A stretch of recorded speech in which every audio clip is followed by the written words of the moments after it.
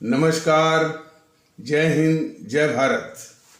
भारतीय अवाम ताकत दल अपने भारतीय भाई बहनों अर्थात अपने देश भारत की जनता अर्थात अपनी भारतीय अवाम से भारतीयता आधारित आपसी श्रद्धा, भारतीयता आधारित आपसी स्नेह, भारतीयता आधारित आपसी प्रेम, भारतीयता आधारित आपसी अखलाक मोहब्बत, भारतीयता आधारित आपसी सहयोग, भारतीयता आधारित आपसी सम्मान, भारतीयता आधारित आपसी एकता, भारतीयता आधारित आपसी भाईचारा तथा भारतीयता आधारित आपसी सद्भाव को समझने व उसे आत्मसात करके वैसा ही और उसी अनुसार आचरण एवं व्यवहार करने हेतु और इसके समस्त भारत में प्रचार प्रसार करने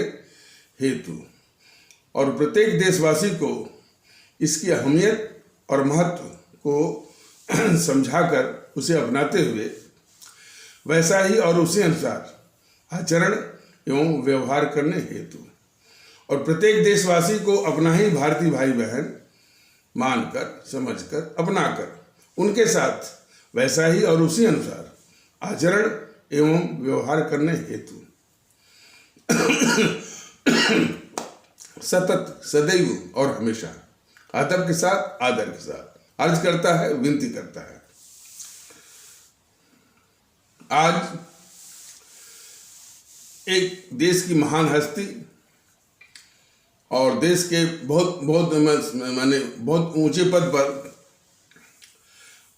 ऊंचे पद को सुशोभित करने वाले और सादगी और ईमानदारी और अपने वसूलों और सिद्धांतों से किसी भी स्थिति, यहाँ तक कि यानी विपन्नता की स्थिति और गरीबी की स्थिति में भी अपने वसूलों सिद्धांतों को न त्यागते हुए जो इस दुनिया से विदा हो गए उनके मार्मिक और हृदय को छू लेने वाले वृत्तांत से मैं आरंभ करता हूँ। एक सोशल मीडिया पर पोस्ट आया, वो लिखा था, अंग्रेजी में लिखा था कि एक मकान मालिक जो है वो किराएदार को वो निकाल दिया मकान से और वजह यह थी कि शायद उसका किराया बाकी था। किराएदार जो है बहुत वृद्ध था और उसके पास कोई बहुत बड़ी चीज़ उसके पास नहीं थी। कुछ एल्युमिनियम के बर्तन थे, प्लास्टिक के माने एक प्लास्टिक का एक बाल्टी और मग था, तभी उसको बाहर कर दिया। और वो जो किराएदार था काफ़ी वृद्ध था और निवेदन कर रहा था मकान मालिक से कि थोड़ा हमको मौका दीजिए और हम आपके सभी जो किराया बाकी है उसको हम चुका देंगे और हमको रहने दिया जाए। लेकिन वो मकान मालिक माना नहीं और घर से बाहर निकाल दिया। फिर भी वो किराएदार जो है निवेदन करता रहा। पड़ोसियों पर बहुत दया आई और पड़ोसी उस मकान मालिक को बहुत समझाए कि अरे भाई ये वृद्ध है और इसके पास कुछ नहीं है, फिर भी ये कह रहा है कि आपका किराया कहीं से भी कुछ भी करके ये चुका देगा, तो इसकी बात को मान लीजिए, वृद्ध है। तो पड़ोसियों के काफ़ी नैतिक दबाव के कारण जो है वो मकान मालिक जो है फिर उस वृद्ध को मकान में रख लिया। तो इस पूरे घटना को एक कोई पत्रकार बड़े ध्यान से देख रहा था, तो सोचा कि भाई ये तो बड़ी चटकदार भड़कदार एक कहानी बन सकती है कि यानी वो माने निर्दयी मकान मालिक जो है एक वृद्ध के साथ ये अत्याचार कर रहा है और आज के ज़माने में, और उसके अत्याचार की कहानी भी बन सकती है। और जो वृद्ध की जो है वो निर्दयता ने, और वृद्ध की जो है वो विपन्नता और व्यवस्था की स्थिति को देख करके जो है एक बहुत माने चटकार और आकर्षक एक कहानी बन सकती है। तो वो जो है काफ़ी फोटो लिया उसने, तो सब फोटो ले करके और कहानी ले करके जब वो उस मीडिया या उस अखबार के संपादक के पास गया, तो फोटो देख करके उस संपादक उस पत्रकार से कहा कि तुम जानते हो कि किसकी फोटो लाए हो? तो बोला कि सब नहीं, हम तो नहीं जानते हैं। कहें ये शख्स जो है हमारे देश के भूतपूर्व प्रधानमंत्री हैं। ये हमारे देश के भूतपूर्व प्रधानमंत्री गुलजारी लाल नंदा है। देखिए, क्या हमारे देश वालों को शर्म आ सकती है कि हमारे देश का भूतपूर्व प्रधानमंत्री इस दशा में हो कि उसके पास कुछ अल्युमिनियम के बर्तन हो और एक प्लास्टिक की बाल्टी हो और मग हो और इसके अलावा कुछ नहीं हो। किराए के मकान में किराया देने का भी सामर्थ्य न हो। तो वो संपादक जो है बहुत द्रवित हो गया। उसने अखबार में छापते ही जो है तत्कालीन प्रधानमंत्री, अब कौन थे हम तो नहीं जानते, उन्होंने अपने कई मंत्रियों को लंबी गाड़ियों के साथ भेजा और लोग जब उस मोहल्ले में आए, बड़े बड़े मंत्री और लंबी गाड़ियां, तब ये समझे कि कोई बहुत बड़ी हस्ती है। तो धीरे धीरे लोग जान गए कि भाई ये हमारे देश के भूतपूर्व प्रधानमंत्री गुलजारी लाल नंदा हैं। वो मकान मालिक जो है वो गुलजारी लाल नंदा के जो कि वृद्ध किराएदार थे, उनके चरणों में गिर गया और कहा कि सर, हमसे बहुत गलती हो, आपको पहचानने में बहुत गलती हो कि आप जब तक चाहें आप इसमें रह सकते हैं। उन्होंने कहा नहीं, जो आपका किराया है वो आपको लेना पड़ेगा, जो बकाया है उसकी भी व्यवस्था हम करेंगे। तो इसके बाद जो भारत सरकार के मंत्री वगैरह जो आए थे, तो बोले कि चलिए सर, आपको वो सरकारी बंगला में आप रहिए, और क्यों इस दयनीय स्थिति में आप हैं। गुलजारी लाल नंदा ने कहा कि नहीं भाई, अब हमारा कोई नैतिक अधिकार नहीं बनता है कि हम सरकार की कोई सुविधा ले या कोई बंगला लें। हम जिस स्थिति में हैं उसी स्थिति में हमको रहने दीजिए। तो इसके बाद वो जो मंत्री आए थे लंबी गाड़ियों में, उन्होंने कहा कि सर, हम आपके लिए जो है कुछ अधिक जो है मासिक जो है पेंशन की व्यवस्था करते हैं ताकि आपका जीवन ठीक से गुजरे। उन्होंने कहा कि भाई पेंशन क्यों? और उस समय जिसमें वो रिटायर हुए थे, तो उसमें प्रधानमंत्री की पेंशन जो है वो 500 रुपया हुआ करती थी। वो पेंशन लेने से भी उन्होंने पेंशन लेने से भी उन्होंने मना किया था। और इस आधार पर उनका ये मानना था, वो ये कह रहे थे कि जब हम अपने स्वतंत्रता सेनानियों को पेंशन दिलाने के लिए हम संघर्ष नहीं कर पाए, तो कोई हमको अधिकार नहीं बनता है कि हम खुद वो पेंशन उठाएं। तो उन्होंने एक सेवानिवृत्त प्रधानमंत्री का पेंशन भी नहीं लिया। और इस दयनीय और विपन्नता की स्थिति में भी आ गए, लेकिन उन्होंने अपने वसूलों, सिद्धांतों और विचारों से समझौता कभी नहीं किया। इतनी महान आत्मा को ये कृतघ्न एहसान फरामोश देश और हम लोग उनको, और इतने बड़े आदर्श उनको भूल गए। और इसी प्रकार हमारे परम राष्ट्रभक्त और कुशल प्रशासक मोरारजी जी देसाई, लोग जानते होंगे या नहीं जानते होंगे, मोरारजी देसाई एक अकेले प्रधानमंत्री थे और कई विशेषताओं के वो धनी थे। महंगाई जो होती है वो आम आदमी के लिए बहुत ही महत्वपूर्ण होती है। महंगाई से जो बहुत बड़े संपन्न हैं, जिनके पास पैसे की कमी नहीं है, जैसे कि गद्दार राहुल गांधी है, अखिलेश यादव वगैरह हैं, और बीजेपी में भी तमाम लोग संपन्न होंगे, तो महंगाई कुछ भी आए तो उनके ऊपर असर नहीं पड़ता है। लेकिन जो आम आदमी है, जो जो जो जो मध्यम वर्गीय है, महंगाई सबसे अधिक मार पड़ती है महंगाई की। तो आज तक मोरारजी देसाई के अलावा कोई भी प्रधानमंत्री, उसने बोला तो बहुत, चुनाव में ऐसे चुनाव के समय भी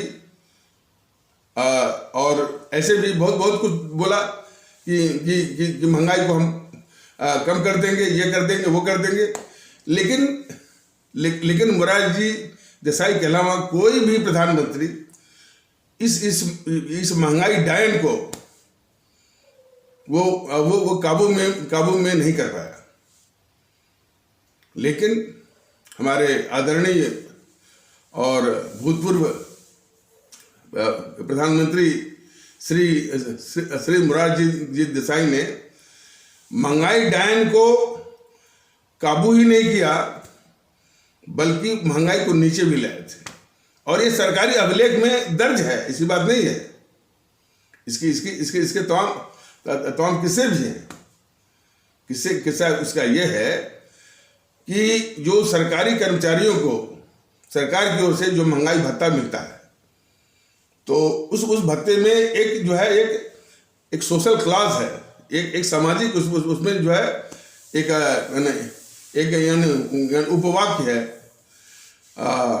तो उसमें यह है सोशल क्लास कि जब कभी ये महंगाई कम होगी तो उनके वेतन से इसको समायोजित किया जाएगा। और कर्मचारियों, सरकारी कर्मचारियों और अधिकारियों ने उसको इस रूप में मानते हैं कि महंगाई तो जो एक बार बढ़ जाती है वो कम ही कहाँ होती है। तो इस तरह से एक सोशल पोस्चरिंग के लिए एक जो है सामाजिक, यानी समाज के प्रति संवेदनशीलता का एक मुखौटा पहनने में क्या हर्ज है, जिसमें कि कोई नुकसान ही नहीं है। नुकसान इसलिए नहीं कि एक बार जब महंगाई आ जाती है तो वह कम होती ही कहाँ है। तो उस डीए में उसे डियरनेस अलाउंस के उपवाक्य में या क्लास में है कि भाई जब भी महंगाई कम होगी तो यह वेतन से उसको एडजस्ट या समायोजित किया जाएगा। अब जरा सोचिए, ये नौबत मोरारजी देसाई के समय में आ गई थी, और अब वो रिकॉर्ड पर भी आ गई थी, महंगाई कम हो गई है। और उसका उदाहरण था कि जो चीनी है, जो भोजन का एक मुख्य हिस्सा है, वह जो कंट्रोल की दुकानों में, कंट्रोल की दुकान या जिसको कि आज सभी आप लोग जो है उसको जो है सार्वजनिक वितरण प्रणाली कहते हैं, and PDS, public distribution system कहते हैं, जो कि गरीबों को सस्ते दामों में जो है वो अनाज यानी मुहैया कराने के लिए वो व्यवस्था है पीडीएस।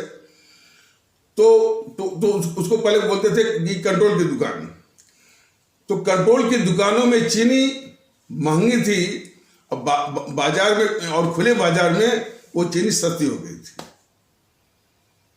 तो ये तो एक नमूना मैंने बताया। और वो महंगाई कम होने का वो जो है सरकारी अभिलेख में भी आ गया, सरकारी रिकॉर्ड में भी आ गया। तो जो वो सरकारी रिकॉर्ड में आ गया महंगाई का कम होना, तब तनख्वाह से वो कटना है। जब तनख्वाह से कटना है तो यानी सरकारी विभाग के या सरकार के, मान लीजिए सरकार के एक चपरासी के भी तनख्वाह से कटना है। जो सबसे बड़ा अधिकारी है सरकार का, कैबिनेट सेक्रेटरी या कैबिनेट सेक्रेटरी या मंत्रिमंडलीय सचिव की भी तनख्वाह से कटना है।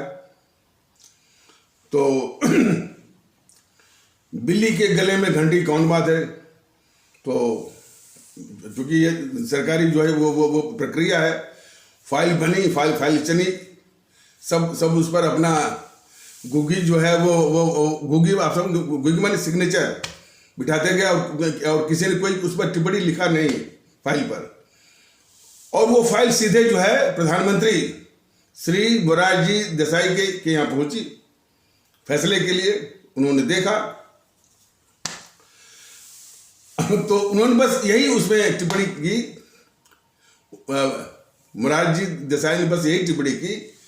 अंग्रेजी में उन्होंने लिखा था, because it is the first time, therefore I will not take any decision. If further it comes, then I will take a final decision. मतलब उन्होंने कहा कि क्योंकि ये पहली बार है तो अभी हम उसको छोड़ देते हैं, दूसरी बार भी ऐसी घटना होती है कि फिर महंगाई और कम होती है तो हम कोई फैसला लेंगे। लेकिन इस तरह की नौबत आ गई थी। तो और वो रिकॉर्ड पड़ता है। और कौन चीज जो कि हमारे गरीब भारतीय भाई बहनों को और मध्यम वर्गीय भारतीय भाई बहनों को ये महंगाई जो है बहुत ही परेशान करती है और बहुत तंग करती है। और उनके सभी दुखों में ये सबसे बड़ा दुख रहता है, ये महंगाई। उसको काबू करने वाले सिर्फ मात्र एक जो है प्रधानमंत्री थे वो। दूसरा जो हमारा गरीब परिवार और मध्यम वर्गीय परिवार जो तबाह होता है वो है यानी मदिरापान, शराब का सेवन। जरा याद करिए। तो इसके प्रति भी हमारे परम आदरणीय और परम राष्ट्रभक्त प्रधानमंत्री श्री मोरारजी देसाई भी इसके प्रति भी संवेदनशील भी थे और इसके प्रति कटिबद्ध भी थे। तो उन्होंने जो है वो शराबबंदी पूरे देश में लागू किया जब तक वो प्रधानमंत्री रहे 27 महीनों तक। तो हालांकि कई पत्रकार बोले कि साहब इससे तो जो शराब की कंपनियां हैं और कुछ राज्य जो कि शराबबंदी से बहुत सख्ते में आ गए थे, और खासकर के दक्षिण के राज्य, और दक्षिण के राज्यों में सबसे अधिक आंध्र प्रदेश। वो तर्क दे रहा था कि हमसे मैंने हमारे राजस्व की बहुत बड़ी हानि होगी। तो मोरारजी देसाई एक बहुत बड़े अर्थशास्त्री भी थे, वो इकोनॉमिस्ट भी थे। तो आंध्र प्रदेश जैसे जो कि शराबबंदी का विरोध कर रहे थे, उनको यही समझाया कि ये शराब का जो सेवन है इसकी एक सामाजिक कीमत है। शराब का सेवन जो है उसकी एक सामाजिक कीमत है, और उस कीमत के बराबर इस देश में कोई कीमत नहीं है। मतलब कि उन्होंने कहा alcoholism is a social cost and no cost can match this. तो वाकई में जो प्रशासक के दिमाग में किसी भी संजीत जो कि अपनी आवाम से मोहब्बत करता हो और अपनी आवाम से के दुखों के प्रति वो संवेदनशील हो, तो निश्चित रूप से कहेगा भाई शराब का सेवन माने सामाजिक बुराई की समाज की काफी बुराइयों की जननी नहीं है, बल्कि उसकी एक सामाजिक कीमत है और उस कीमत की भरपाई कोई और कीमत नहीं कर सकती। इस तरह की संवेदना कहाँ आज है? देखिए केजरीवाल जो है शराब का ठेका जो है गली गली, ये गद्दार केजरीवाल जो है शराब का ठेका गली गली दिल्ली में खुलवा रहा है।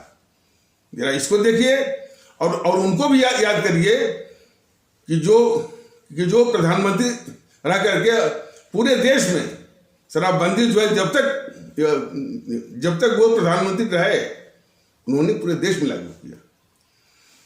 तो पत्रकारों ने जब सवाल किया कि साहब इससे तो आपकी सरकार गिर जाएगी, देखिए पत्रकारों ने बोला कि भाई इसलिए शराब माफिया और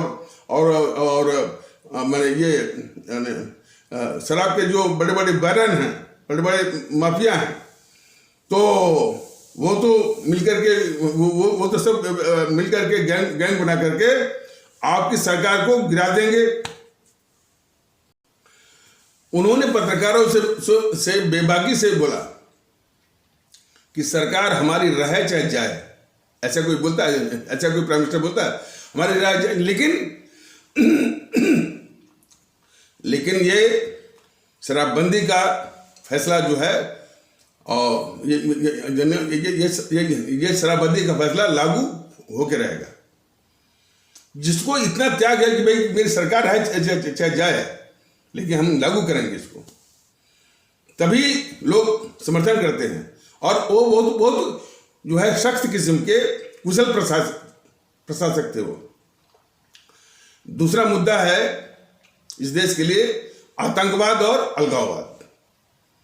इस पर भी श्री मोरारजी देसाई का बिल्कुल बेबाक विचार था।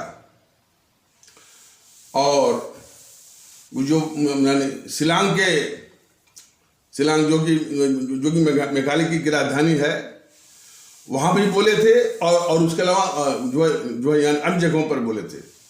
उन्होंने कहा था चूंकि जब वो मेघालय में गए थे तो वहां का जो मुख्यमंत्री था तो बोला कि साहब यहाँ भूमिगत आतंकवाद जो है वो सर उठा रहा है। तो उन्होंने ये नहीं कहा कि हम जो केंद्रीय बल वो सेंट्रल फोर्सेस BSF CRPF इत्यादि हम भेज देंगे या मिलिट्री या सेना भेज देंगे। उन्होंने उस मुख्यमंत्री से कहा कि आप एक जनसभा बुलाइए और मैं उसको संबोधित करूंगा। और उस सभा में उन्होंने यही कहा कि अंग्रेजी में कहा कि this land of north east is the land of India. This land of Northeast is the land of India, and in it only Indians can reside. Therefore, those elements who have any less faith in the Indian people, in the Indian soil, as well as in the Indian Constitution, shall have to leave this country immediately. उसका भावार्थ यह है, उन्होंने ये कहा कि ये जो पूर्वोत्तर भारत की जमीन है वो भारत की है। जो पूर्वोत्तर भारत की जमीन है वो जमीन भारत की है और इसमें भारतीय लोग ही रहेंगे। इसलिए जिस किसी भी तत्व का यहाँ के लोगों में, यहाँ की मिट्टी में और यहाँ के संविधान में जरा भी कम विश्वास है वो तुरंत इस देश को छोड़ दें। प्रधानमंत्री के रूप में अलगाववाद पर, आतंकवाद पर इतनी बेबाकी से आज तक कोई भी प्रधानमंत्री नहीं बोल पाया। बात की तो ये जो JNPC गांधी नेहरू परिवार चंडाल चौकड़ी काकस या कांग्रेस की सरकारों आतंकवादियों से बुलाकर बात करती थी। उनको दामाद की तरह जो है उनको जो है उनके साथ जो है वो पेश आती थी, और उन्हीं अलगाववादियों को, आतंकवादियों के विषय में, उन्हीं आतंकवादियों और उन्हीं अलगाववादियों के लिए मोरारजी देसाई का ये बेबाकी से ये विचार था कि ये देश भारत है और इसमें सिर्फ भारतीय लोग ही रहेंगे। इसलिए जिस किसी भी तत्व का यहाँ के लोगों में, यहाँ की मिट्टी में और यहाँ के संविधान में तनिक भी कम विश्वास है, तो वो तुरंत जो है वो इस देश को छोड़ दे। तो उनके इस वक्तव्य के बाद शिलांग में वो जो भूमिगत आतंकवाद था वो गायब हो गया। तो प्रधानमंत्री के रूप में इतना स्पष्ट और इतना सख्त विचार जो है इस देश के लिए बहुत जरूरी है, जो कि हमारे आदरणीय प्रधानमंत्री मोरारजी देसाई ने दिया था। और आज कोई भी प्रधानमंत्री या मोदी जी क्या उन्हें ये हिम्मत है कि कह सकें कि भाई ये देश भारत है और इसलिए इसमें भारतीय लोग ही रहेंगे। इसलिए किसी भी तत्व का यहाँ के लोगों में, यहाँ की मिट्टी में और यहाँ के संविधान में तनिक भी कम विश्वास है तो तुरंत इस देश को छोड़ दे। तो मैं समझता हूँ कि ये कश्मीर का आतंकवाद, अलगाववाद, पाकिस्तान परस्ती सब जो है छू मंतर हो जाएगा। लेकिन वो विचारों की अस्पष्टता हो तब ना, विचारों की बेबाकी हो तब ना, आपका विचार वो दृढ़ हो तब ना। यहाँ तो शेख अब्दुल्ला के साथ, महबूबा मुफ्ती के साथ सारे जो अलगाववादी हैं या पाकिस्तान परस्त हैं या जितने भी आतंकवादी हैं उनसे बातचीत का माहौल बनता है। और उस बातचीत के लिए बराबर ये देश की गद्दार जेएनपीसी जो है वकालत करती है। देश के गद्दार जो है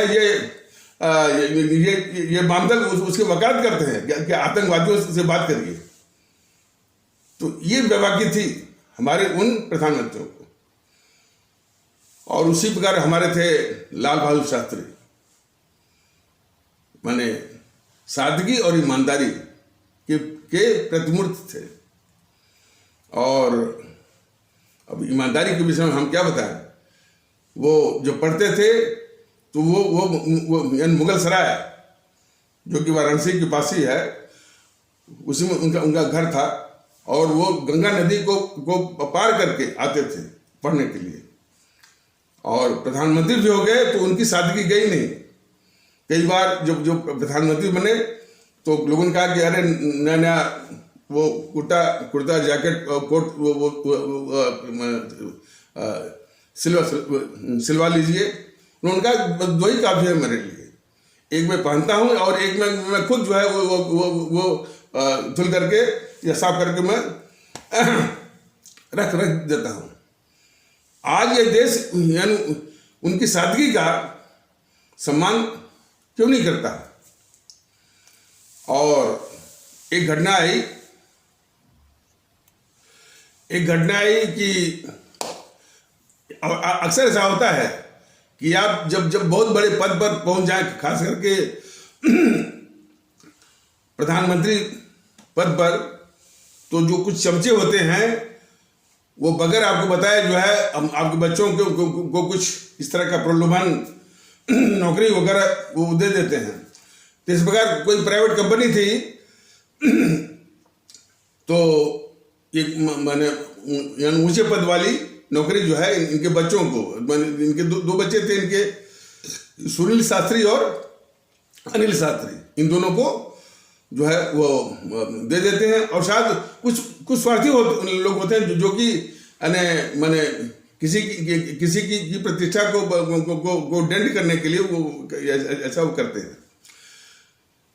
तो और फिर उसी पर एक सवाल उठ गया संसद में कि साहब ये बड़े ईमानदार बनते हैं, ईमानदार हैं और अपने बच्चों को इन्होंने सेट कर दिया इस पद पर। तो उन्होंने पता किया तो वो बात सही थी। तो उन्होंने तुरंत जो है बोल करके अपने बच्चों को जो प्राइवेट कंपनी में उच्च पदों पर वो नौकरी में लगे थे, वहां से तुरंत इन्होंने छुड़वा दिया और वक्तव्य दिया लोकसभा में कि जो इन्होंने आरोप लगाया था कि मेरे बच्चे जो है वहाँ किसी कंपनी में सेट हो गए हैं, तो बात सही थी। उन्होंने बिल्कुल बेबाकी से कहा कि बात सही थी कि मेरे बच्चे जो है बगैर हमारी जानकारी के, ये भी उनको बगैर हमारी जानकारी के वहाँ पर जो है उनको नौकरी दी गई थी। लेकिन आज की तारीख में वो जो है वो यानी वो जो है वो किसी भी नौकरी में नहीं है और इसको कोई भी जो है किसी भी दृष्टिकोण से, किसी भी एंगल से इसकी जांच करवा सकता है। तो ये उनका नैतिक साहस था। तो और हम क्या बताएं, जब वो रेल मंत्री हुए तो पहली बैठक में उन्होंने ये कहा कि आप लोग जो है ईमानदारी से, मेहनत से और बिल्कुल बेधड़क अच्छे काम करिए, बिल्कुल अनेक काम करिए, जनता के हित में काम करिए। पूरी छूट है आपको, जनता के हित में, देश के हित में पूरी छूट है। आप काम करिए, बेधड़क काम करिए, ईमानदारी से और मेहनत से। यदि कोई उपलब्धि होती है तो वो क्रेडिट आपको, कोई आपसे गलती हो जाती है काम करने में तो उसके लिए दोषी मैं। मतलब कि यदि कोई गलती होती है तो वो अपने सिर पर लेने के लिए, अब कोई उपलब्धि होती है तो उसका क्रेडिट जो है अधिकारियों और कर्मचारियों को देने के लिए। ऐसा कोई मंत्री होगा आज के जमाने में? क्रेडिट लूटने की होड़ लगी रहती है आजकल के मंत्रियों में। काम करते हैं अधिकारी कर्मचारी, हमेशा फीता काटने के लिए ये पहुंच जाते हैं। देखिए मोदी जी को शर्म नहीं आती है कि किसने मेहनत किया, वो किया, और जब तैयार हो गया तो फीता काटने की बड़ी इनको जल्दी रहती है। और फीता ही नहीं, एक दूसरा कहता है कि ये तो मैंने जो है ये तो मेरी जो है परिकल्पना थी, इसको तो मैंने जो है वो सोचा था और इसकी शुरुआत जो है मैंने की थी। क्रेडिट लूटने की, यानी आप देखिए कि ये एक सिर्फ जो है वो फीता काटता है और दूसरा जो है उसके दूसरा कहता है कि नहीं, ये तो योजना, ये तो काम जो है वो मेरा काम है, मैंने इसको शुरू किया था, मैंने इसकी प्लानिंग बनाई थी, वो भी लूटने के चक्कर में। तो जरा सोचिए, इसके विरुद्ध हमारे शास्त्री जी क्या बोले थे मंत्रालय में कि बेधड़क और बेखौफ, पूरी ईमानदारी से, पूरी निष्ठा से, पूरी मेहनत से काम करिए। आपके काम करने में कोई गलती होती है, कोई चूक होती है तो वो दोष हमारा, और कोई उपलब्धि होती है तो उसका श्रेय आप लोगों को। क्या इतना बड़ा नैतिक साहस आजकल के हैं वो, जो कि सत्ता हथियाने के लिए झूठ पे झूठ बोले चले जा रहे हैं। और सबसे बड़ी बात तो जो हमारी फौज को जो अपमानित किया इस गद्दार जवाहरलाल नेहरू ने 1962 की लड़ाई में, और जो हमारी मिलिट्री और हमारा देश जो है डिमोरलाइज हो गया था, और यानी जिसका कि मनोबल और उसका वो हीन हो गया था, मनोबल गिर गया था। सिर्फ 2.5 साल बाद 1965 की लड़ाई में शास्त्री जी ने उस गिरे हुए मनोबल को अपनी फौज के भी और देश के भी ऊपर उठाया। दुश्मन को जो धूल चटा करके अपने देश का मान प्रतिष्ठा, अपनी फौज का भी वो ऊंचा किया। किसको जो कि 62 में ये गद्दार जवाहरलाल नेहरू अपने सेना का भी, अपने देश का भी मनोबल भी गिराया। और दुश्मन चीन को 42,000 वर्ग मील लद्दाख या भारत का अक्साई चीन के रूप में दुश्मन चीन को दे दिया। ये गद्दार जवाहरलाल नेहरू, इसको देखिए आप लोग। और उस युद्ध की कई विशेषताएं थी। 1965 की जो लड़ाई थी, जो युद्ध था, उसकी कई विशेषताएं थी। अमेरिका जो आज भारत से चिपकता रहता है, और मैं आज भी कहता हूं कि ये अमेरिका और चीन दोनों खतरनाक दुश्मन हैं भारत के। और मौके बेमौके ये अपना रंग बदलते हैं, लेकिन दुश्मन है भारत के। और इन्होंने ही जो है मैंने बराबर अमेरिका ने पाकिस्तान को जो है भारत के खिलाफ वो प्रयोग किया। तो 1965 में ये अमेरिका ने एक टैंक बनाया था, पैटर्न टैंक, और ये बोलकर बनाया था कि यह विश्व में अजेय है, इनविंसिबल है। और अजय था भी, तो वही बोला था कि कोई भी अस्त्र शस्त्र जो है इसको तोड़ नहीं सकता।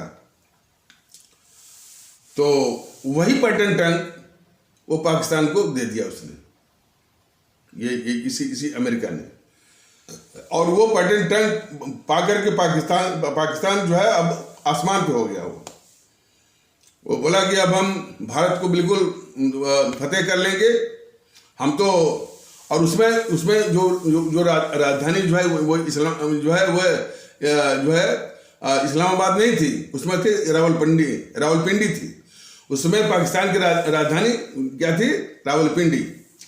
तो वो बोले कि हम तो रावलपिंडी से चलेंगे, सीधे जामा मस्जिद में ही नमाज पढ़ेंगे, ये बोले थे पाकिस्तानी जो है। और बात भी सही थी कि इतना खतरनाक, इतना जो है अजय पैटर्न टैंक जो उसको मिल गया था अमेरिका से। तो उसमें के जो सेनाध्यक्ष थे, जनरल जनरल जैन चौधरी, तो शास्त्री जी ने उनको बुलाया। उन्होंने कहा कि चौधरी साहब, देश की सुरक्षा और देश की प्रतिष्ठा अब आपके कंधों पर है। तो जयंतीनाथ चौधरी ने पहले के जो जनरल थे, जैसे कि जनरल करियप्पा, जनरल थिमैया इत्यादि से उन्होंने उनसे राय मशवरा किया। तो जनरल करियप्पा ने बताया कि टैंक चाहे कितना भी मजबूत बनाया जाए, बिल्कुल अजय बनाया जाए, उसके कुछ हिस्से जो है वो नाजुक होते ही हैं, उन्होंने बताया। और यदि यहाँ पर प्रहार किया जाए तो कामयाबी मिल सकती है। तो पहले तो जो है, अब चूंकि जो अजय टैंकों की जो खेप चली थी उसको रोकना था, तो उन्होंने बताया कि वो हिस्सा जो है वो टैंक के नीचे होता है।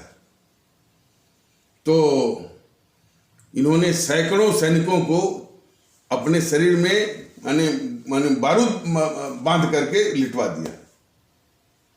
जरा देखिए, जयंतीनाथ चौधरी हमारे जो सेना अध्यक्ष थे, सैकड़ों सैनिकों को अपने शरीर में बारूद बांध करके लिटवा दिया।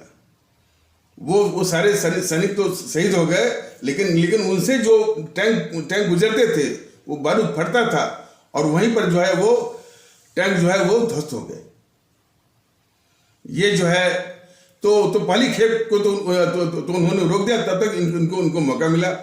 एक भारत अपना एक निजी और स्वदेशी इंडिजिनस जो है एक वो लड़ाकू विमान छोटा सा, उसका नाम था नेट, KN-80 नेट, जो कि हिंदुस्तान एरोनॉटिक्स लिमिटेड कानपुर से बनता था। तो नेट जो है मैंने छोटा सा पक्षी टाइप का, बहुत मैंने कैसे भी वो मनवर कर ले, नीचे ऊपर उड़ता था। तो उसने जो है वो उसके पाकिस्तान के जो जो जेट विमान थे, जेट और सावर जेट पता नहीं कौन वगैरह, उसको भी परेशान कर दिया। और वो नेट विमान जो है इन जो जो अजय करके भेजा था अमेरिका ने पाकिस्तान को, उसको भी यानी धूल, उसको भी धूल उसको भी धूल चटा दिया। अब उन अजय टैंकों की हालत ये हो गई कि हमारे वीर अब्दुल हमीद ने वो जीप पर रख करके वो पाकिस्तानी टैंकों को तोड़े थे। देखिए हालत, यानी उसकी इज्जत जो है, जो अजय करके बोला था, वो मटिया मेट कर दिया भारत ने। और वीर अब्दुल हमीद ने तो जो अपनी जीप पर रख करके, तो जीप पर तोप रख करके उसको तोड़ा था। तो यानी अमेरिका का जो घमंड था पैटर्न टैंक पर जो है, उसको भी तोड़ने वाले जो है शास्त्री जी थे। उसको भी तोड़ने वाले जो है वो हमारे जनरल जयंतीनाथ चौधरी थे। और वीर अब्दुल हमीद ने तो कमाल ही कर दिया कि वो किसी टैंक के द्वारा नहीं, किसी जो है वो लड़ाकू विमान के द्वारा नहीं, बल्कि जीप पर रख करके तो तोड़े थे। तो जयंतीनाथ हमने तो शास्त्री जी ने अब्दुल हमीद को परमवीर चक्र दे करके और सबके साथ, और उसी के साथ उन्होंने जय जवान जय किसान का नारा भी वो दिलवाए। और ये नारा जो है वो पॉपुलर हुआ। और अब्दुल हमीद को परमवीर चक्र दे करके पूरे देश में एकता, हिंदू मुस्लिम एकता, भाईचारा, सद्भाव को स्थापित किया शास्त्री जी ने। और अमेरिका का घमंड, उसका गुरूर तोड़ने के बाद उसका मान मर्दन और भी किया। जब पाकिस्तान और भारत में युद्ध छिड़ गया, तो अमेरिका वास्तव में माने गरीब देशों को एक थर्ड डिग्री का वो गेहूं, मैंने अच्छा वाला गेहूं नहीं, मैंने जो थर्ड मैंने क्वालिटी का गेहूं जो है, उसकी एक स्कीम थी PL 480, PL 480 के तहत वो गेहूं जो है गरीब देशों को दिया करता था। तो भारत को भी मिलता था। उसने धमकी दिया कि भाई यदि जो है वो इससे युद्ध करोगे पाकिस्तान से, तो हम जो है गेहूं देना बंद कर देंगे। शास्त्री जी ने अपने देशवासियों से कहा कि अब आपको हफ्ते में सिर्फ एक दिन आपको खाना नहीं खाना है, भोजन नहीं करना है। तो हम जो है अपने ही साधनों से जो है वो काम चला लेंगे, और हमको जो दुश्मन ये अमेरिका है उसके गेहूं की और उसके दया की भीख की आवश्यकता नहीं होगी। यकीन मानिए पूरा देश उनके इस आह्वान पर, और हमारे देश की जनता का वो जो है, जनता का जो है दृढ़ इच्छा शक्ति, एक फर्म जो है वो विल पावर के लिए पूरी जनता को तैयार कर दिया। और वो हफ्ते में एक दिन, अच्छा दिन भी बोल दिए थे, इतवार सोमवार, उस दिन जो है पूरे देश में चूल्हे नहीं जलते थे, लोग भूखे रहते थे एक दिन के लिए। और क्या मैंने इतना बड़ा आदर्श भी उन्होंने प्रस्तुत किया कि पूरे देश के लोग, हर एक लोग जो है हफ्ते में एक दिन जो है वो उनके चूल्हे नहीं जलते थे। तो इस कदर अपनी जनता में दृढ़ इच्छा शक्ति जो है कि प्रेरणा उन्होंने दिया। बहुत कुछ आज ये कृतज्ञ देश जो है, एहसान फरामोश देश जो है, उनको भूल गया। और इतने महान हमारे प्रधानमंत्री शास्त्री जी को इसी इंदिरा गांधी ने उसको मरवाया भी। और आज और यही नहीं, उनके शव की जो है पोस्टमार्टम भी नहीं यानी इन्हीं जीएनपीसी के इंदिरा वगैरह ने शास्त्री जी की जो साजिशन वो हत्या कराई गई, उनके शव का पोस्टमार्टम भी इन सबों ने होने नहीं दिया, जबकि शास्त्री जी की पत्नी जो ललिता शास्त्री बराबर जो है वो मैंने कहती रही, धरने पर भी बैठी, न तो शास्त्री जी के मृत्यु की जांच यानी इन सबों ने वो गद्दार इंदिरा गांधी ने नहीं होने दिया, और न तो शास्त्री जी के शव का पोस्टमार्टम होने दिया। और आज तक जो है वो भी वो कहानी बनी हुई है और बनी हुई है और इतने महान हमारे प्रधानमंत्री श्री लाल बहादुर शास्त्री को मरवा करके और उनकी मृत्यु की जांच को रोक करके और उनके शव के पोस्टमार्टम को रोक करके ये गद्दार इंदिरा ने जो है सत्ता हाथ आई। तो और यही नहीं, ये बीजेपी वाले जो है, भारतीय जनता पार्टी वाले, ये हमेशा गद्दार जीएनपीसी और गद्दार जीएनपीसी के गद्दार नेहरू, गद्दार इंदिरा गांधी, गद्दार जो है राजीव गांधी के हमेशा ये सब बचाव करते रहे। ये इनका इतिहास है, ये इनका डीएनए है। तो इतनी खतरनाक, इतनी गद्दार इंदिरा गांधी को ये वाजपेयी जो है दुर्गा बोला है।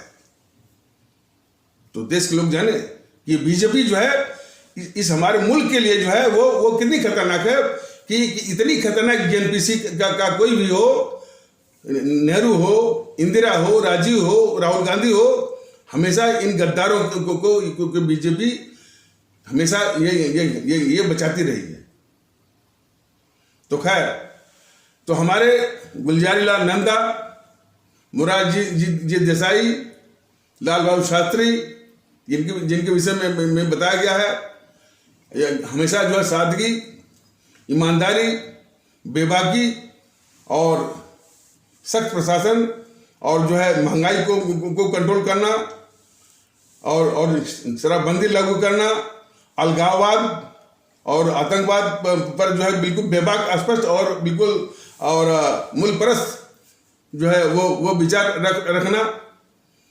आज ये एहसान फरामोश देश, कृतज्ञ देश जो है, इन गद्दारों को, गद्दार मोहनदास करमचंद गांधी, गद्दार जवाहरलाल नेहरू, गद्दार इंदिरा गांधी, गद्दार राजीव गांधी की पूजा करते करते और उसका महिमा मंडन करते करते, यहाँ तक कि स्कूलों में इन्हीं दो गद्दारों की फोटो रहती है, गद्दार मोहनदास करमचंद गांधी की और गद्दार नेहरू की।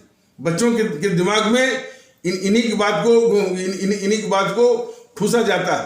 पूरे देश में एक मेस्मराइजेशन, एक जो है नजरबंदी इन्हीं गद्दारों का किया जाता है। तो हम जो है इतने मानसिक गुलाम हो गए हैं कि हम जो है इन महान आत्माओं को लगभग भूल चुके हैं और उनके देश के प्रति और इसके अवाम के प्रति जो किए गए जो सेवाओं को भी हम भूल गए। सिर्फ हमेशा जो है नेहरू, इंदिरा, राहुल को याद करने में हमने अपना दिमाग वो खाली कर दिया है। इनके प्रति, देश के घोर गद्दारों को याद करते। तो ये बहुत दुख होता है। और आज हालत ये हो गई है कि प्रदेश में गुंडा राज लाओ, माफिया राज लाओ, दादाओं का राज लाओ, किसी की संपत्ति किसी की संपत्ति को कब्जा कर लेना, किसी के प्लाट को कब्जा कर लेना, किसी के मकान को कब्जा कर लेना। और भ्रष्टाचार तो खैर है ही, और नकल के द्वारा जो है शिक्षा की नींव को खोदना और फर्जी डिग्री, फर्जी टीचर, और जो है और जितनी भी भर्तियां पैसे लेकर के पब्लिक और Uttar Pradesh public service commission में अपने किसी चमचे को बिठा करके जाति विशेष के कई लोगों को पीसीएस में के थ्रू जो है उनका चुनाव करवाना, पूरे प्रदेश को जो है वो तबाह करना, ये फिर से वोट मांग रहे हैं। ये समाजवादी पार्टी के जितने चमचे हैं उनसे हमारी आवाम पूछे, वो बोलते हैं ना कि अखिलेश आ रहे हैं, सभा आ रही है, उन सारे चमचों से हमारी आवाम पूछे भाई कि यह क्यों आएंगे भाई, ये अखिलेश यादव क्यों आएंगे, समाजवादी पार्टी क्यों आएगी, गुंडा राज, माफिया राज, दादाओं का राज स्थापित करने के लिए, फिर भोगने के लिए? कदापि नहीं। और उसी प्रकार योगी क्यों आएंगे भाई?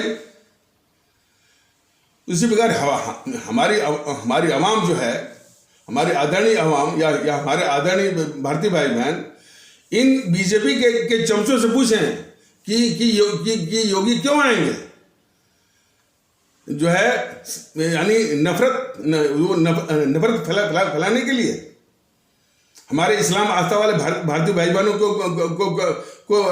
को हर वक्त जो है वो निशाना बनाने के लिए, क्या 80-20 वाला जहर वो बोने के लिए। 80-20 का क्या मतलब है? साफ मतलब था कि हमारे इस्लाम आस्था वाले भारतीय भाई बहनों पर सीधा हमला,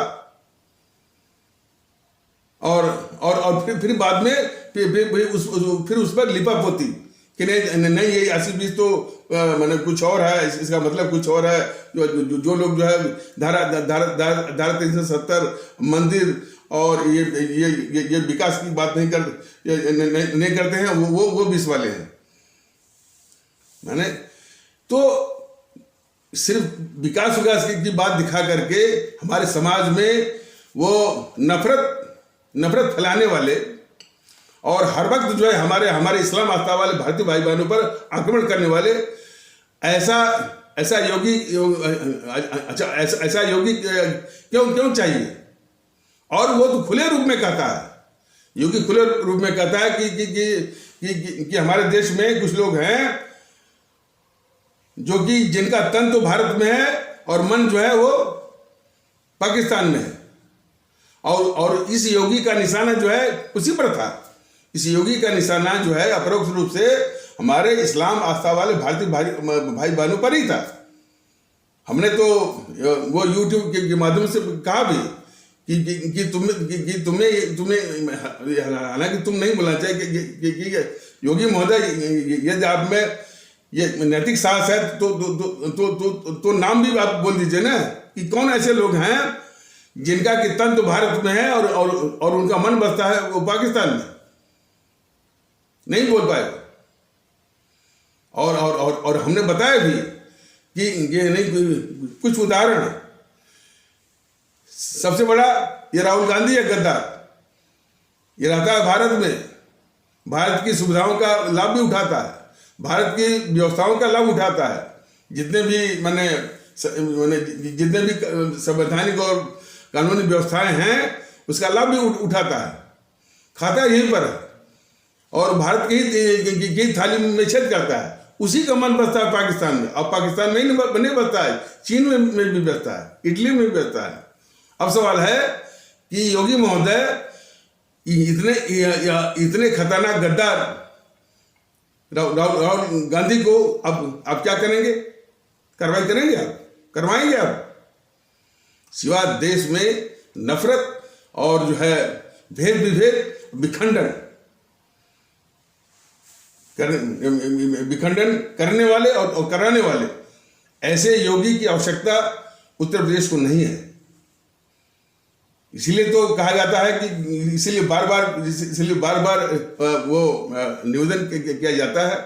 भारतीय जनता दल बार बार ये निवेदन करता है, मैं भी निवेदन करता हूँ कि हमारे इस देश के सभी भारतीय भाई बहन भारतीयता के आधार पर एक होकर के और भारतीय एकता के जज्बे के आधार पर एक होकर के इनको नष्ट में नाबूद करना है। बीजेपी जैसी पार्टियों को नष्ट में नाबूद करना है। तो अवसर आया है, मौका आया है जो है। और यदि ये चुनाव कैंसिल नहीं होता है तो अब देखिए सुप्रीम कोर्ट क्या करता है। लोग हमारे भारतीय भाई बहनों की जान बचाने के लिए आगे आता है कि नहीं आता है। निवेदन तो किया गया है, आगे भी निवेदन किया जाएगा। शायद 15 तारीख को कुछ फैसला वगैरह है। तो उम्मीद तो पूरी है कि मान लीजिए ये चुनाव आयोग तो मैंने अपनी बददिमागी में, ये चुनाव आयोग अपनी बददिमागी में और वो भी बेशर्मी के साथ जो है, जिसमें कि अपने कोरोना का या कोविड-19 का तीसरा या थर्ड वेरिएंट ओमिक्रॉन जो है वो पांव फंसा रहा था, कहर बरपा रहा था। तो झूठे मैंने जो है और कुछ आंकड़ों का भ्रमजाल वो प्रस्तुत करके उसने थोप दिया। अपने भारतीय भाई बहनों की जान लेने वाला, अपने भारतीय भाई बहनों को मौत के मुंह में झोंकने वाला चुनाव इसने जो है वो थोप दिया। तो इसीलिए इस चुनाव आयोग ने इस तरह का चुनाव जो है अपने भारतीय भाई बहनों के ऊपर बेशर्मी से इस चुनाव आयोग ने वो थोप दिया। तो इसीलिए अब जो भी आशा टिकी है और आशा की किरण उनसे उम्मीद है कि ये अपना माननीय सर्वोच्च न्यायालय जो है कम से कम इसके प्रति संवेदनशील होकर कि भाई अपने भारतीय भाई बहनों की जान बचानी है। और लोगों का जो भरोसा है माननीय सर्वोच्च न्यायालय पर, उस भरोसे को साबित करने के लिए और जो है लोगों की जान बचानी है, बेशकीमती जान बचानी है, जो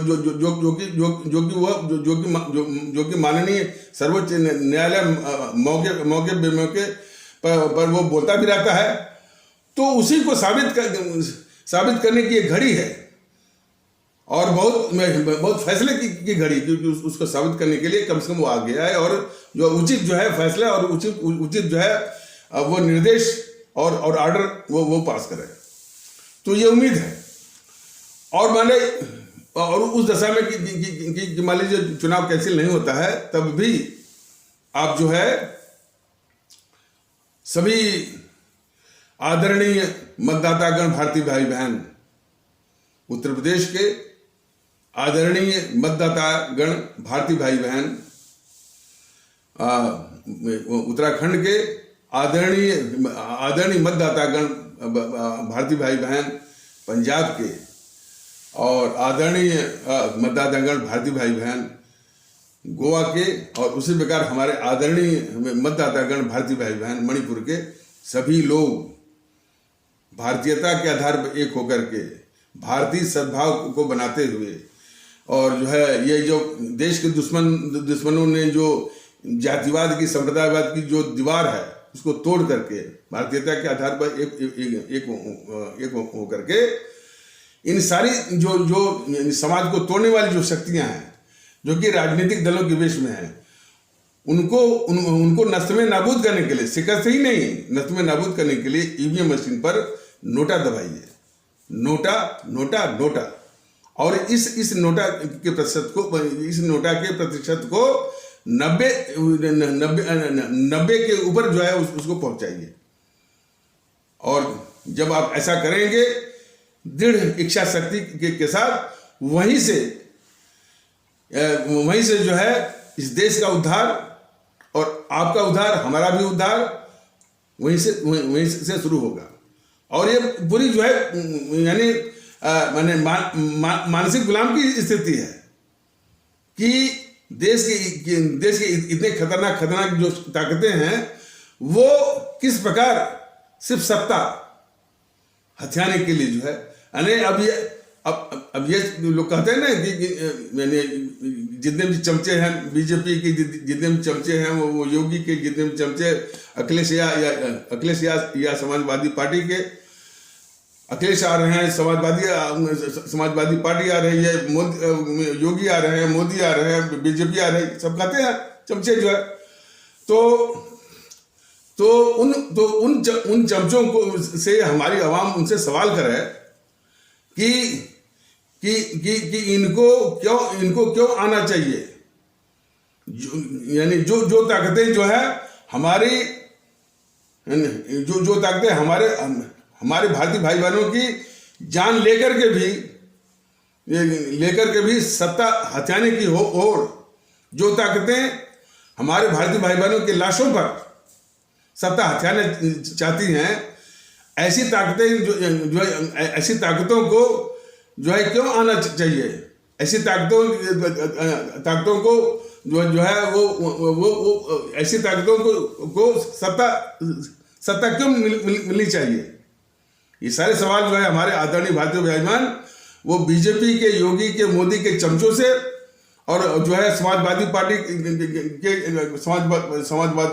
समाजवादी पार्टी हो चाहे अखिलेश के भी चमचों से ये सीधा सवाल करें कि समाजवादी पार्टी हो चाहे अखिलेश हो, चाहे योगी हो, चाहे मोदी हो, चाहे ये आपके बीजेपी हो, वह उसको सत्ता में क्यों आना चाहिए, जो कि हमारे भारतीय भाई बहनों की लाशों पर सत्ता हथियाने की साजिश कर रहे हैं। तो ये सवाल उनसे पूछिए। भारतीय एकता का जैसे जैसे प्रसार हो रहा है वैसे वैसे इन भारतीय समाज विरोधी और देश विरोधी ताकतों के उनका मानसिक संतुलन भी बिगड़ रहा है। और सुनने में यह आया है कि कोई भारतीय जनता पार्टी का कोई नेता या कार्यकर्ता जो भी हो, वो ये कह रहा है कि जो लोग भी भारतीय एकता का समर्थन करते हैं, हाँ, भारतीय एकता में को आगे बढ़ाते हैं, वो सभी इस देश के गद्दार हैं। मैंने ये सुना गया है कि भारतीय जनता पार्टी का कोई नेता या कार्यकर्ता या कोई नेता या पदाधिकारी यह कहते सुना गया है कि जो कोई भी भारतीय एकता की बात करेगा, भारतीय एकता का समर्थन करेगा, वह देश का गद्दार है। देखिए, ये गद्दार की परिभाषा ही वो बदल दी है। भारतीय आवाम ताकत दल तो कहता है भाई जो हमारे मुल्क के खिलाफ काम करता है वह देश का गद्दार है। अब बीजेपी के कुछ लोग यानी यह कहना शुरू कर दिए हैं कि जो भारतीय एकता की बात करेगा, उसका समर्थन करेगा, वह देश का गद्दार है। तो इसी से इसको पहचानिए और इससे भी पहचानिए कि जो ये बीजेपी वालों ने पुष्पेंद्र कुलशेखर जैसे गद्दारों को वो छोड़ रखा है, तो वो जो है एकता का ही विरोध करता है। इसी प्रकार से वो देश में जो भाईचारा है उसी का विरोध करता है, भाईचारा का मजाक उड़ाता है। वो कहता है, भाईचारा को कहता है कि वो तो भाईजान बन गए और हम चारा हो गए। इस प्रकार से उसका उपहास करके, मजाक उड़ा करके जो है वो भारतीय भाईचारा जो कि इस देश के लिए बहुत जरूरी है, उसके अभाव में देश आंतरिक रूप से बिल्कुल बिखरा सा दिखता है। तो जिस भाईचारे की जरूरत, जिस भारतीय भाईचारे की जरूरत इस देश को सबसे अधिक है, उसी का ये विरोधी है, ये गद्दार पुष्पेंद्र कुलशेखर। और वही नहीं, वो मजाक उड़ाता है गंगा जमुनी तहजीब का, जो कि हमारी भारतीय एकता का आधार है, द्वाबी संस्कृति का, जो हमारी भारतीय एकता का आधार है, उसका भी विरोध करता है। ये गद्दार पुष्पेंद्र कुलश्रेष्ठ। तो ठीक उसी की भाषा जो है गद्दार, देश का गद्दार पुष्पेंद्र कुलश्रेष्ठ की भाषा पर अब जो है बीजेपी के कुछ नेता यानी ये बोलना शुरू कर दिए हैं कि जो भारतीय एकता की बात करेगा, जो भारतीय एकता का समर्थन करेगा, वह देश का गद्दार है। तो इन बातों पर हमारी आदरणीय आवाम जो है, हमारे आदरणीय भारतीय भाई बहन जो हैं बहुत गंभीर हों कि इतने खतरनाक विचारों के साथ जो है नफरत फैलाने वाले, भारतीय समाज को कमजोर करने वाले, भारत को कमजोर करने वाली ताकतें किसी भी हालत में इनके हाथों में सत्ता न है। तो ये सारी बातें जो है, जो मुख्य बातें जो है, ये बीजेपी योगी मोदी के भी चमचों से और समाजवादी और अखिलेश के भी चमचों से, और अखिलेश के चमचों से तो बिल्कुल पूछें कि भाई जिस अखिलेश का मन तो यहाँ रहता है, तन अखिलेश के चमचों से हमारी आवाम जरूर पूछे कि जिस व्यक्ति का तन तो यहाँ रहता है और उसका मन बसता है पाकिस्तान में, जी और जो है हमेशा जो है आतंकवादियों को, हाँ, हमेशा आतंकवादियों के का हितैषी, समर्थक, हमदर्द, तालिबान का हमदर्द, क्या इस प्रदेश को कबूल होगा? तो ये सारी बातें बड़ी गंभीर है और बिल्कुल स्पष्ट संकेत दीजिए उनके चमचों को भी, और सबसे अधिक संकेत आपको देना है, जो निर्णय करना है ईवीएम मशीन पर।